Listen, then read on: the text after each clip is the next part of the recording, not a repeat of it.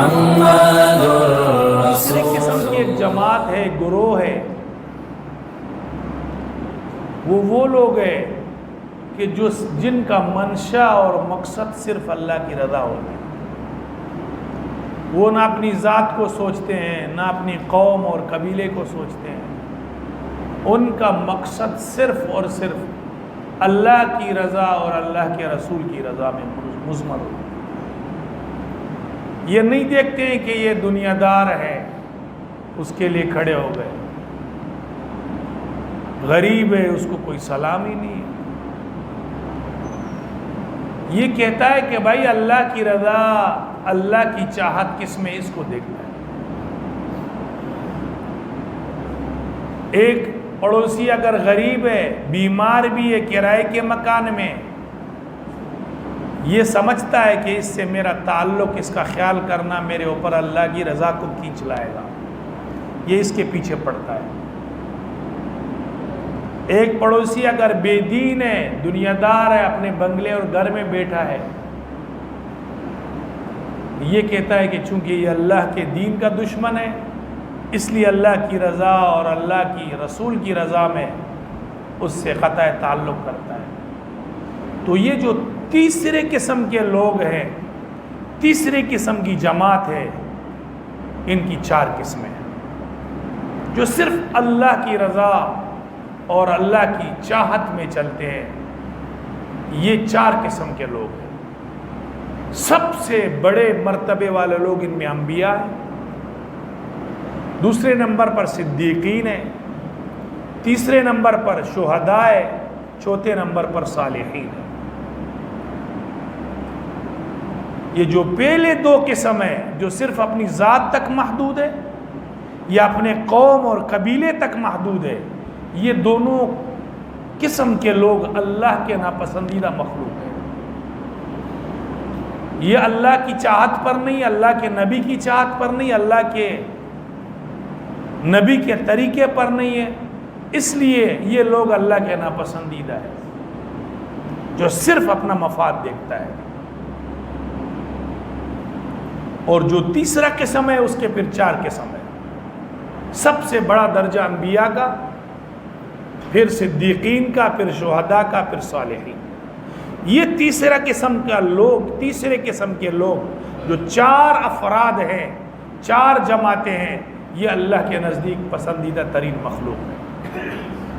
یہ صرف یہ سوچتے ہیں اللہ کی چاہت کیا ہے، یہ صرف یہ چاہتے ہیں اللہ کی رضا کیا ہے، یہ صرف یہ سمجھتے ہیں کہ میرا اللہ کس چیز میں راضی ہے، یہ پھر ڈٹ جاتے ہیں۔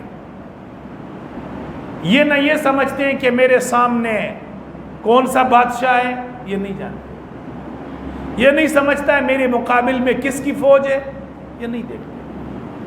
یہ نہیں سمجھتے ہیں کہ ہمارے مقابل میں جو لوگ ہیں وہ بڑے طاقتور ہیں، میں تو تنہا ہوں۔ یہ لوگ پھر ڈٹ جاتے اور کھڑے ہو جاتے۔ انبیاء کی جماعت، صدیقین کی جماعت، شہداء کی جماعت، صالحین کی جماعت، یہ لوگ اللہ کی رضا اور اللہ کی چاہت میں اپنی زندگی گزارتے ہیں۔ ان کو کوئی پرواہ نہیں ہے کہ مجھ سے کون ناراض ہے، کون راضی ہے، اس کی کوئی پرواہ نہیں۔ صرف یہ دیکھتے ہیں کہ میرا اللہ کس چیز میں راضی ہے۔ امام احمد بن حنبل رحمت اللہ علیہ بہت بڑے آدمی گزرے ہیں، جس کے جنازے میں 25 لاکھ افراد گنتی کے ساتھ جنہوں نے جنازہ پڑھا ہے، جو چھتوں پر تھے، درختوں پر تھے، یا بحری بیڑے میں تھے بغداد میں، ان کی گنتی الگ ہے۔ 22,000 افراد صرف درختوں اور چھتوں سے گر کر ہلاک ہو گئے، جن کی گنتی معلوم ہے۔ پھر ان لوگوں کے جنازے ایسے ہوتے ہیں۔ ایک بادشاہ آیا، مقابل میں کھڑا ہو گیا، ٹکر لی، جیل میں چلا گیا، بادشاہ مر گیا۔ دوسرا بادشاہ آیا، ٹکر لی، وہ بادشاہ بھی 1.5 سال کر کے وہ بھی مر گیا، پھر جیل سے باہر۔ تیسرا بادشاہ آیا، اس کے سامنے کھڑا ہو گیا، پھر جیل میں، پھر زندگی جیل میں گزری۔ تیسرا بادشاہ، چوتھا بادشاہ، متوکل باللہ آیا، تھوڑا خدا ترس آدمی تھا. جب یہ بادشاہ بنا جیل میں چلا گیا امام احمد کے پاس کہ میں اللہ سے ڈرتا ہوں، اور بڑی عزت و اکرام کے ساتھ اس کو جیل سے نکالا، اپنے گھر لے آئے. 10 دن گزر گئے.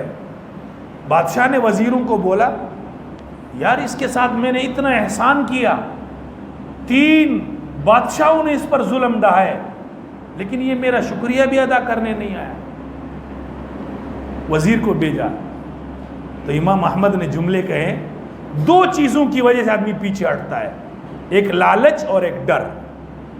جس شخص میں لالچ نہیں ہوگی کسی سے، وہ ڈرے گا نہیں، وہ حق بات کرے گا.